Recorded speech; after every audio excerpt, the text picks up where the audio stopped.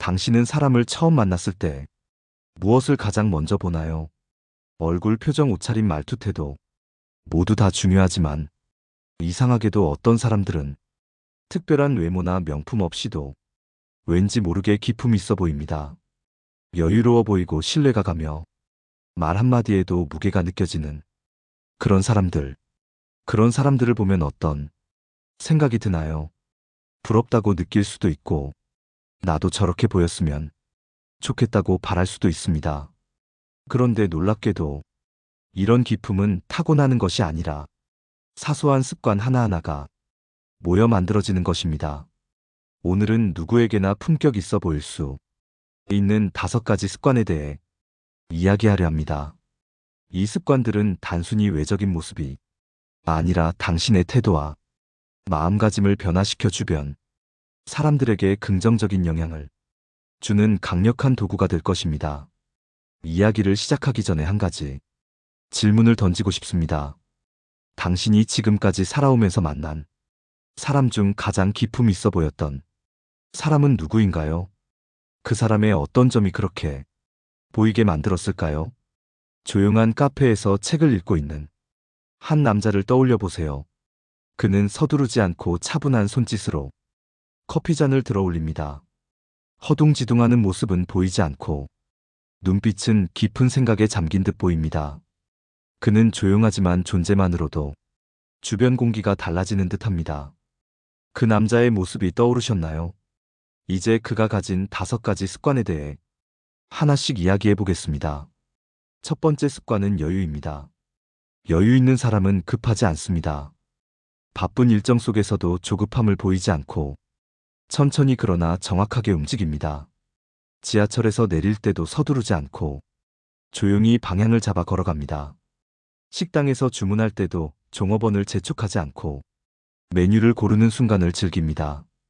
그런 사람을 보면 자연스럽게 저 사람은 뭔가 다르다는 느낌을 받게 됩니다. 그렇다면 우리는 어떻게 하면 이런 여유를 가질 수 있을까요? 여유는 단순히 느릿하게 행동한다고 생기는 것이 아닙니다. 마음속에서부터 안정감이 있어야 몸의 움직임에도 생깁니다. 그런데 이 여유는 어디에서 나오는 것일까요? 한 남자가 있었습니다. 그는 늘 분주하게 움직였고 항상 시계를 확인하며 초조해했습니다. 사람들과 대화할 때도 급한 말투였고 걸음걸이마저 빠르고 불안해 보였습니다. 하지만 어느 날 그는 심각한 건강 이상을 겪고 병원에 입원했습니다. 의사는 말했습니다. 조금 더 늦었더라면 큰일 날 뻔했습니다. 그는 병상에 누워 생각했습니다. 그동안 나는 왜 그렇게 급하게 살았을까? 내가 그렇게 서둘러서 얻은 것이 과연 무엇이었을까? 퇴원 후 그는 달라졌습니다. 모든 행동을 의도적으로 느리게 했습니다. 밥을 먹을 때도 천천히 씹었고 길을 걸을 때도 주위를 둘러보았습니다. 그렇게 몇 달이 지나자 그의 말투, 걸음걸이, 표정이 바뀌었습니다. 사람들은 그에게 말했습니다. 요즘 더 여유로워 보이세요. 그는 그때 깨달았습니다. 여유란 외부 환경이 아니라 내 마음에서 시작된다는 것을.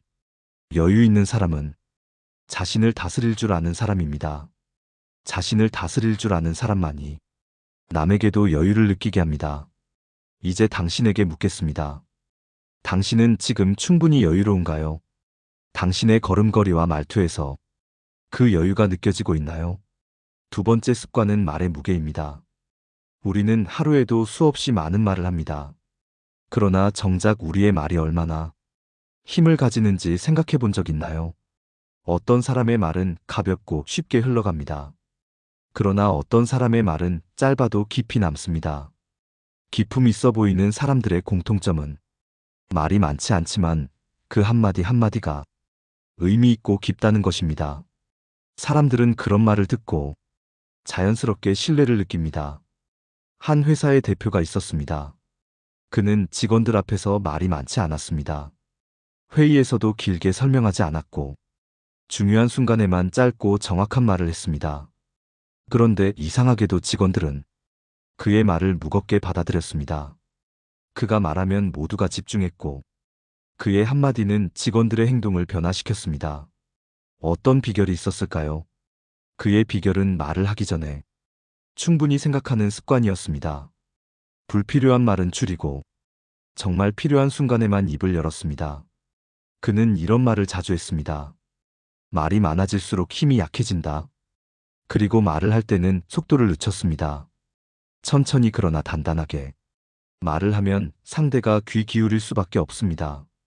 이와 반대로 가벼운 말버릇을 가진 사람은 자신의 말에 스스로 책임을 지지 않습니다.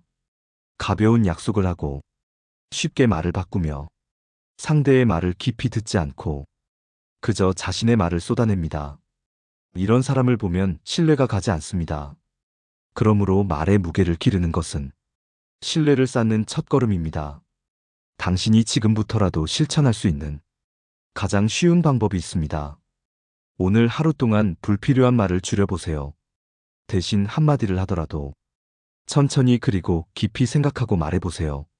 그러면 사람들은 당신의 말을 예전보다 더 집중해서 듣게 될 것입니다. 그리고 그 한마디가 사람들의 마음속에 오래 남게 될 것입니다. 세 번째 습관은 침착함입니다. 세상은 언제나 예상치 못한 일들로 우리의 평온을 깨뜨립니다. 갑자기 닥친 문제, 뜻밖의 실수, 감정을 건드리는 말 한마디. 이럴 때 어떤 사람은 당황하고 흔들리며 불안한 기색을 보입니다. 하지만 어떤 사람은 놀라울 만큼 차분함을 유지합니다. 기품 있어 보이는 사람들의 공통점은 바로 이 침착함입니다. 어떤 상황에서도 쉽게 감정을 드러내지 않고 흔들리지 않는 태도를 보이는 것. 이것이 주변 사람들에게 깊은 인상을 남깁니다. 한 식당에서 일하는 종업원이 있었습니다. 그녀는 손님이 아무리 까다로운 요구를 해도 당황하는 기색 없이 조용히 듣고 미소를 잃지 않았습니다. 어느 날 한 손님이 심하게 화를 내며 그녀에게 불만을 쏟아냈습니다. 그런데 그녀는 표정을 바꾸지 않았습니다. 그저 차분한 목소리로 이렇게 말했습니다. 불편을 드려 죄송합니다. 제가 바로 해결해 드리겠습니다. 그러자 손님의 분노는 금세 가라앉기 시작했습니다. 화가 났던 사람도 침착한 태도 앞에서는 자연스럽게 감정을 누그러뜨리게 됩니다. 그녀의 침착한 태도는 식당의 분위기마저 바꾸었습니다. 기품 있어 보이는 사람들은 이처럼 감정에 쉽게 휘둘리지 않습니다. 그들은 감정을 드러내기 전에 먼저 한 박자 쉬고 상황을 살핍니다. 어떤 일이 벌어졌을 때 즉각 반응하는 것이 아니라 잠시 숨을 고르고 자신을 다스리는 것입니다. 침착함은 단순한 성격이 아니라 연습을 통해 기를 수 있는 능력입니다. 가장 쉬운 방법은 순간의 감정을 바로 말로 내뱉지 않는 것입니다.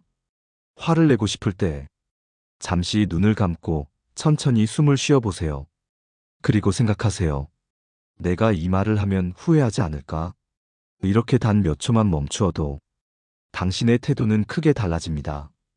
그리고 사람들은 당신을 볼 때 자연스럽게 믿음이 가고 더 기품 있어 보인다고 느끼게 될 것입니다.